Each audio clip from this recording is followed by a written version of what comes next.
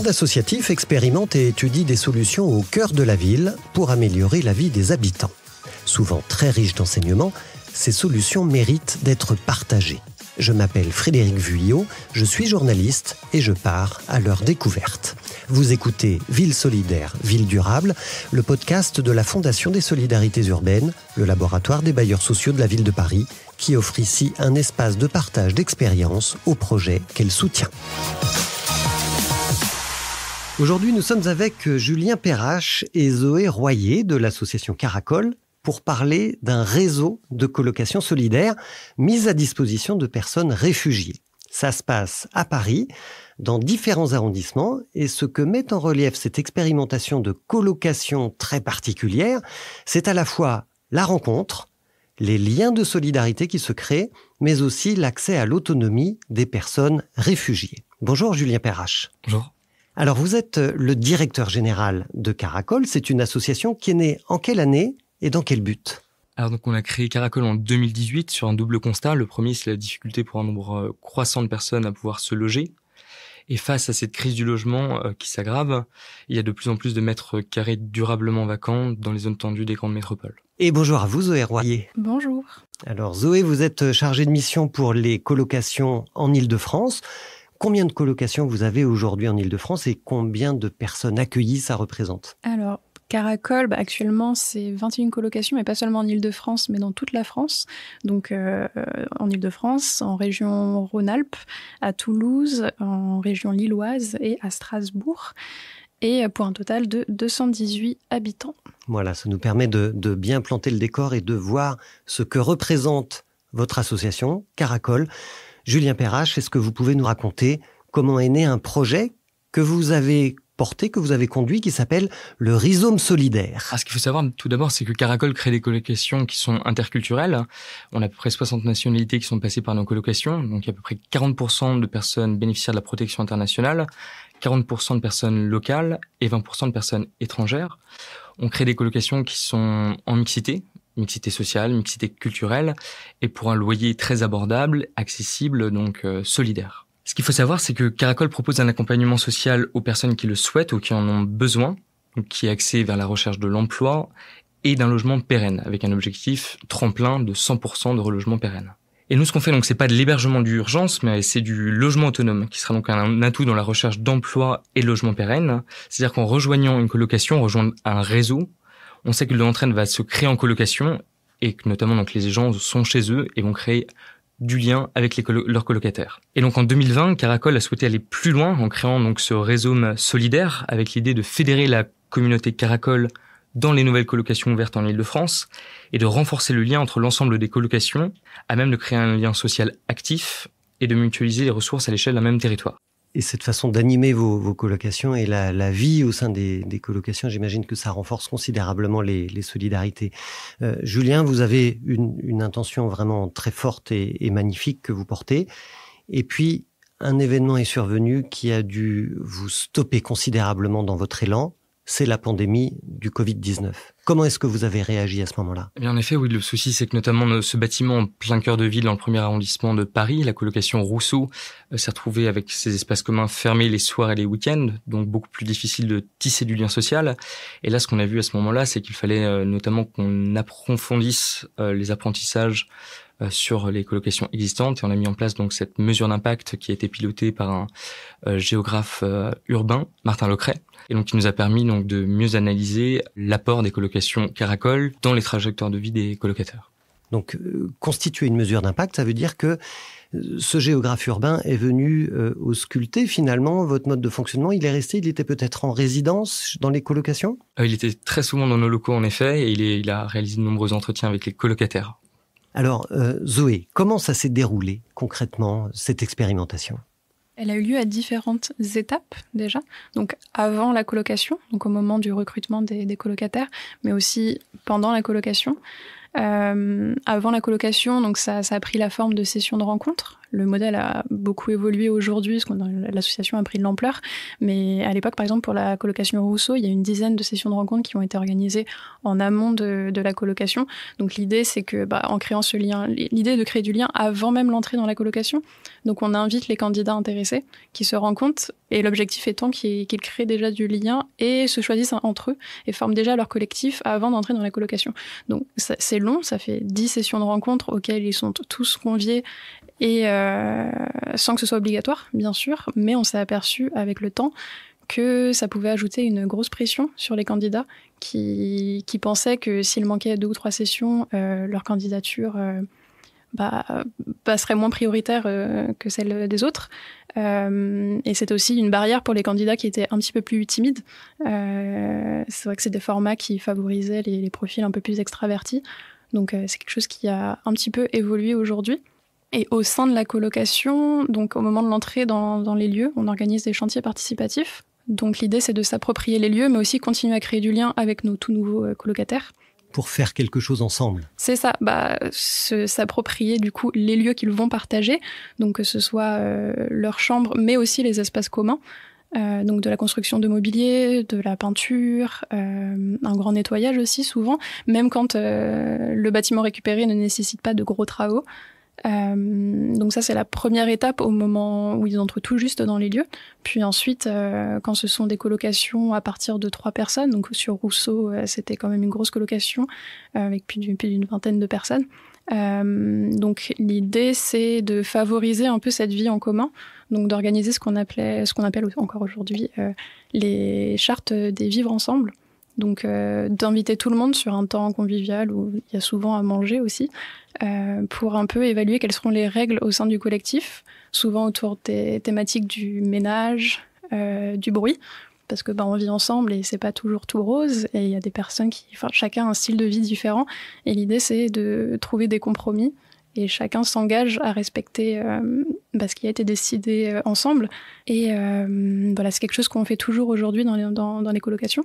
Et en parallèle de ça, on essaie aussi d'organiser plusieurs événements qui permettent de rassembler et fédérer du coup cette petite communauté à l'échelle de la colocation. Donc à l'époque sur Paris, il y avait 2 colocations, celle du 1er arrondissement, Rousseau, et celle de l'hôtel L dans le 9e arrondissement. On pouvait y consacrer beaucoup plus de temps qu'on le fait aujourd'hui. Donc il y avait beaucoup d'événements organisés en partenariat avec tout plein d'acteurs pour trouver des moyens de fédérer la communauté. Souvent ça tournait autour de la nourriture, des repas partagés, de l'art, de la danse, des visites dans des musées, des ateliers de végétalisation de la cour, par exemple, de la colocation de Rousseau.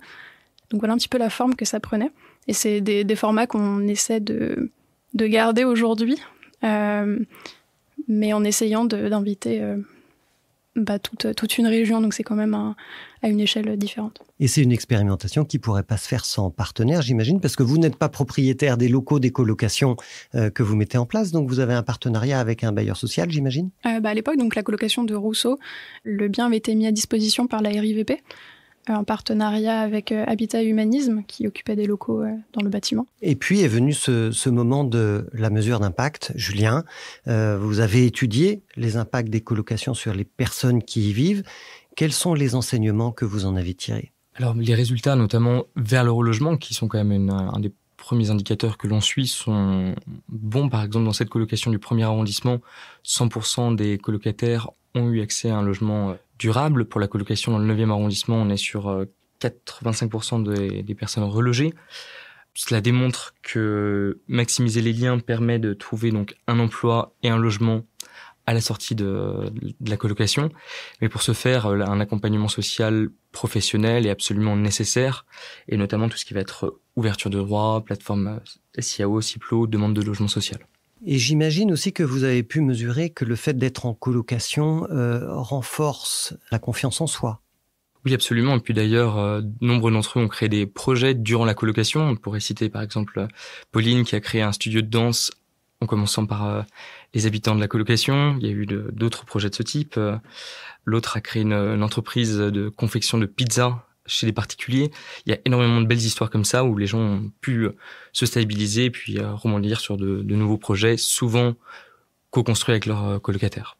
Alors Zoé, vous l'avez très rapidement effleuré tout à l'heure, est venu le temps d'après l'expérimentation. Et vous avez fait évoluer le fonctionnement de certaines colocations. Qu'est-ce qui s'est passé ? Qu'est-ce que vous avez transformé ? Déjà, au niveau du recrutement, ça a beaucoup évolué parce qu'on ouvre de plus en plus de colocations, parfois en simultané. Donc, l'idée de consacrer 10 temps de rencontre à un seul projet est devenue tout simplement impossible. Aussi, notre communauté candidate a énormément grandi. Rien que depuis juillet, on a eu 1000 nouvelles candidatures. Ce qui fait qu'on peut plus se permettre d'inviter toute cette communauté-là dès qu'on ouvre une nouvelle colocation. Donc il nous a fallu limiter le nombre de places à ces temps de rencontre-là. Du coup, on invite 4 personnes pour une place. On en crée toujours de la désillusion, mais pour en créer le moins possible.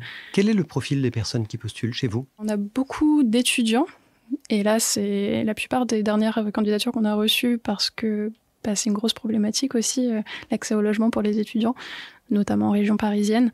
Après, on a aussi beaucoup de jeunes actifs, d'auto-entrepreneurs, d'intérimaires et des personnes réfugiées aussi. On recrute les personnes réfugiées sur un modèle un petit peu différent parce qu'il y a la fracture du numérique aussi et beaucoup des personnes réfugiées ont difficilement la compréhension pour candidater via notre site internet parce qu'il y a la barrière de la langue. Donc on travaille avec des prescripteurs, donc les missions locales, les SAS, les associations locales aussi implantées sur les territoires où une colocation va ouvrir pour nous flécher des personnes qui seraient adaptées à un projet.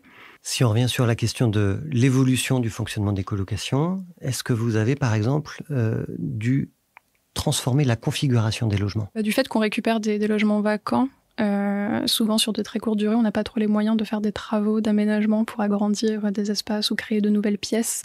Donc en général, on visite un bien, on voit s'il s'adapte au projet. Et en général, s'il y a une chambre par personne et au moins un salon ou une cuisine, le bâtiment sera pertinent du coup pour la création d'une colocation. C'est vrai que les projets qui ont ouvert au tout début étaient de plus gros bâtiments où chacun avait sa chambre, il y avait de grands espaces communs partagés. En ce moment, on ouvre beaucoup de colocations dans des appartements diffus, donc des colocations de 2, 3, 4, 5 personnes. Donc en diffus, ça veut dire répartis dans des immeubles d'habitation classiques ? C'est ça, c'est un immeuble et on récupérera plusieurs appartements au sein de cet immeuble-là. Comment fonctionnent les règles de vie dans vos colocations ? L'idée, c'est que ce sont quand même des personnes adultes qui entrent en colocation. Donc l'idée est qu'ils se créent leur cadre de vie par eux-mêmes aussi. On raisonne un peu sur l'idée que la liberté des uns s'arrête là où commence celle des autres. Donc si on a un style de vie qui nous convient mais qui pourrait poser problème à une autre personne, là on explique aux habitants qu'il est quand même important de nous faire remonter les problèmes pour qu'on puisse intervenir via, par exemple, une charte des vivre ensemble ou peut-être faire un rappel à ce qui a été décidé en début de colocation. Et puis alors chez Caracol, vous avez aussi des accompagnants. Est-ce que la posture des accompagnants est la même dans toutes les colocations ? Est-ce que vos accompagnants sont formés ? Est-ce qu'il y a une progression aussi dans la transformation de ce projet, de cette expérimentation ? On travaille avec des travailleuses sociales et conseillères en économie sociale et familiale qui interviennent auprès de chaque habitant. Elles leur proposent en début de colocation un accompagnement, notamment sur des thématiques de relogement à la suite de la colocation pour l'ouverture de dossiers de logement social ou bien sur des thématiques liées à l'emploi. Mais c'est libre à chaque habitant d'accepter ou refuser cet accompagnement. Et ensuite, elles apportent un suivi individualisé. Souvent, les habitants nous demandent si ce seront des sessions collectives, mais non, ce sont des rendez-vous individuels, un à un, avec ces travailleuses sociales. Julien, concernant l'impact de ces colocations, qu'est-ce que vous avez observé ? Est-ce que vous avez des exemples, des histoires, des témoignages, des enseignements que vous avez tirés ? Oui, absolument. Donc, il y a eu la création de nombreux projets dans ces colocations, en particulier la colocation Rousseau. Il y a eu Amadou, par exemple, qui a créé un atelier de confection textile. C'est une personne qui a été accompagnée dès l'origine par Caracol, qui a rapidement trouvé un logement social. Et dans ce contexte de pandémie, il a pu continuer en fait à exercer son activité dans les locaux communs mis à disposition par Caracol, par exemple. C'est des exemples de trajectoire ascendante, mais il y en a beaucoup. Il y a aussi Séméré à Lyon, qui arrivait en colocation, qui ne parlait pas un mot de français, qui vivait à la rue, qui a intégré ce collectif habitant, qui maintenant parle français et qui vient d'obtenir un logement. Et du coup, l'intégration de ces personnes se fait aussi dans le quartier, avec des associations partenaires. où tout se passe en vase clos dans la colocation? On essaie quand on s'implante sur un territoire, de travailler justement avec les acteurs locaux. À Rousseau, ça s'est traduit par la mise en place d'un partenariat avec la Biocoop, qui était à 2 pas de la colocation, où les colocataires récupéraient les invendus 1 fois par semaine, le jeudi, je crois. Donc ça permettait de favoriser le lien avec le quartier. Et c'est quelque chose qu'on continue de mettre en place aujourd'hui, notamment avec des partenariats avec les ressourceries pour l'ameublement, parce qu'on s'est aperçu que c'était une problématique qui était très concrète dans les colocations. Alors, vous avez d'ailleurs aussi créé une boîte à outils, Zoé, une boîte à outils du savoir habiter pour accompagner les colocataires. Qu'est-ce qu'il y a dans cette boîte à outils ? L'idée, c'est de tirer les enseignements de ce qui a été fait auparavant. Donc, on a par exemple créé le guide du parfait petit projet qui retrace toutes les étapes d'un projet, du premier contact avec un bailleur. Un projet de vie, c'est ça dont vous d'une parlez ? colocation. Une colocation. Donc, dès la première prise de contact jusqu'à la sortie de colocation, parce que ce sont de nombreuses étapes, notamment à l'étape du recrutement. Et ensuite, la boîte à outils compte aussi différents formats qui viennent en soutien au moment de l'entrée dans les lieux auprès des habitants, parce qu'il y a beaucoup de thématiques autour de la consommation d'énergie, sur comment souscrire une assurance habitation, et surtout plein d'autres thématiques qui touchent à l'entrée dans un logement, parce qu'on a des personnes qui sont quand même assez éloignées du logement au moment où ils entrent en colocation. Donc c'est des astuces du quotidien en fait. C'est ça. Ça peut être aussi des formats, par exemple, autour du ménage, de comment se répartir les tâches au sein du logement. Donc, il y a par exemple la petite fleur du ménage où chaque coloc, chaque tâche apparaît sur une pétale d'une fleur en carton. Et chaque colocataire a une pinces à linge avec son prénom écrit dessus. Et du coup, chaque semaine, ils épinglent quelles tâches ils feront dans la semaine pour essayer de se répartir équitablement les tâches. Alors on voit à quel point ce qui se passe dans ces colocations est riche et important, mais comment est-ce que le rhizome solidaire, donc la mise en réseau de ces différentes colocations, permet d'amplifier le phénomène ? C'est beaucoup vecteur d'autonomie, autant pour les personnes françaises que pour les personnes réfugiées. Pour les personnes françaises, ce sont souvent des personnes qui sont en période de transition, en train de monter un projet d'auto-entreprise, ou tout autre projet professionnel, ça peut être une période très très floue, et du coup le fait de vivre dans un environnement multiculturel permet de gagner cette ouverture sur des choses auxquelles on n'aurait pas été confronté auparavant, de découvrir une nouvelle langue, de découvrir de nouvelles personnes qu'on n'aurait pas rencontrées dans un autre contexte, et du coup de mettre en place peut-être des projets, de faire évoluer un projet qu'on avait en tête et qui va prendre une toute autre forme. Ça a été le cas par exemple pour Pauline, dont parlait Julien tout à l'heure, qui a monté son projet, et ses premiers clients, c'était... clients, je suis pas sûre qu'ils payaient à l'époque, mais c'était du coup ses habitants, les habitants de la colocation, et aujourd'hui elle a son studio qui marche super bien sur Paris.